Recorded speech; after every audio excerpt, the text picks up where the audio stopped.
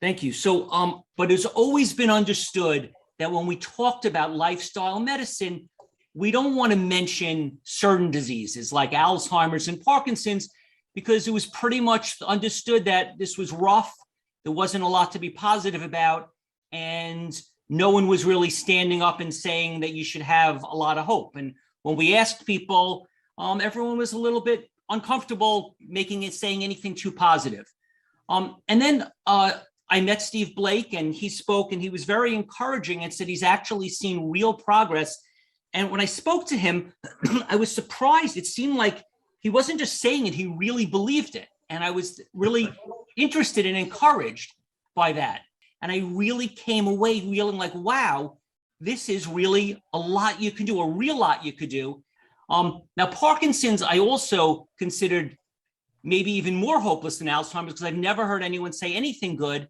And when I read Dr. Dorsey's book, again, it was a little bit of a surprising book, because there was, it was very clear that our lifestyle and our modern world is a significant cause, if not the major cause of Parkinson's.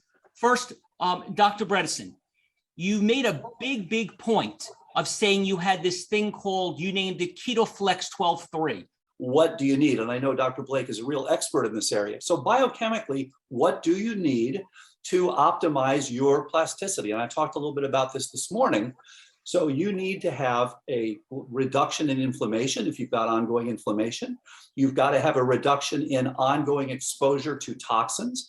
You've got to have support for optimal energetics, and that means blood flow and oxygenation and mitochondrial function, and actually ketones and glucose, which are the two things your brain is trying to burn.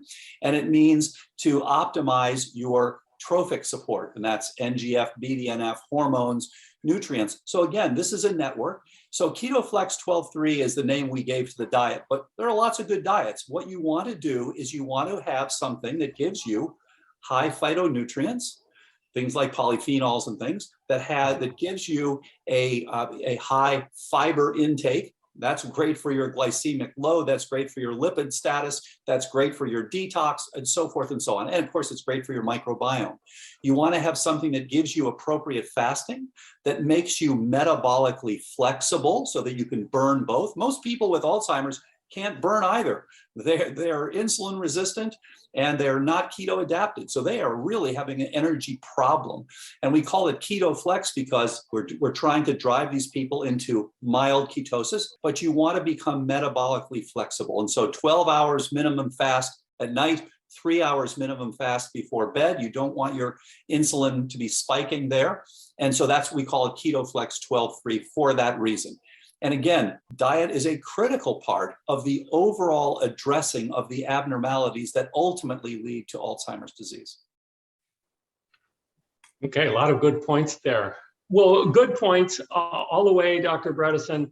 I will say that ketogenesis, let me start with the source of why the brain cells are not getting the glucose in there. The problem is not that the brain cells can't burn the glucose. The problem is that brain cells can't get the glucose inside the brain cells. Normally, this is triggered by insulin, and the insulin is going to trigger the insulin substrate receptor, which triggers phosphatidylinositol 3 kinase, and then protein kinase B. And then finally, the glucose transporter pulls glucose into the brain cell. The reason why all of this doesn't work is because we have too much dietary saturated fat. That makes it so we have up to half of the insulin receptors to begin with, and interferes, as I believe Dr. Bredesen has pointed out prior talk, interferes with the substrate receptor of the insulin that docks onto the beta end, the internal end of the insulin receptor.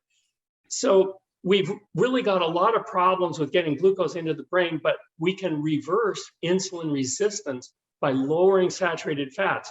If this is the case, then we can get glucose to those brain cells, and quickly. We're talking about weeks, not a long time.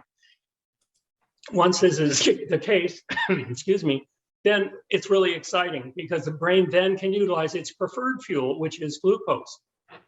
You can also add ketones. And of course, the cells can't get their glucose not only because of insulin resistance, but because of problems with blood flow to the brain cells. Absolutely. It's also an artifact of eating too much saturated fat and too little of those anti-inflammatory plant foods that you were just talking about. Yeah, So and of course, we have a combination of factors. I do want to also mention, though, that 12 hours is normal for a liver to produce glucose sufficient to run our brains every night. And that ketosis is unlikely to be achieved in 12 hours. Usually it takes days of fasting to deplete the liver and de novo glucogenesis to really stop. So for these reasons, I would really like to see people getting their insulin resistance down. And of course, it's not just a problem for the brain, it's problems throughout the body. absolutely. I think it's a really good point. I mean, depending on what you're looking for, as Walter Longo has shown, it takes a few days before you're actually getting stem cell effects. Yes, and that same glycogen storage is interfered with. Once you finally get that glucose into the cell, any cell in the body, then it needs to be put into glycogen storage, which is, for people who aren't familiar with it, thousands of glucose molecules stored as glycogen for an energy reserve, say in muscle cells. So you don't really need glucose right away when you start running. You've got to, and your brain cells do it too. So, but that is interfered with again by palmitate and other saturated fatty acids that interfere with the storage of glycogen, so interfere with our brain's reserve of glucose. My question would be, you have someone, Professor Kinane, for example, who's just giving saturated fat. He's given MCT to people who already have MCI. From what I'm understanding from you, they shouldn't be getting better, but he's showing that they do. So how does that work when giving a saturated fat to a situation when saturated fat is not supposed to be helpful? It is, because just what you said is the brain can burn hydroxybutyrate and acetone. These are the ketones that the brain is burning. Acetone, you remember that, the solvent that was outlawed because it was too toxic. Acetone is a ketone, and the brain can burn that, but it's not a preferred fuel. What happens is, yes, at first, you're talking about coconut oil, which is 65% of lauric, myristic, and palmitic acid, then that's going to increase the problems with getting glucose into the blood cells. So there may be a temporary ability of the brain cells to utilize the ketones, but with a long-term degradation by increased insulin resistance and lack of ability to intake and utilize glucose. So the long-term effects are very, very bad, even though temporarily a few ketones might get utilized. And remember, the brain loves glucose. Ketones are a secondary source, that they're not desired. So my approach would be the safer one. Reduce insulin resistance, get those brain cells back up and going. And as you mentioned, there are many other approaches that can happen simultaneously to get those brain cells protected. And of course, we want to keep them alive, because if they die, then it's all over. Absolutely. Agreed. Well, for me, my website is drsteveblake.com, www.drsteveblake.com. My books are generally under $10 in an ebook format, and you can get Brain and Body Food if you're having memory problems there too. Thank you all. It's been a pleasure.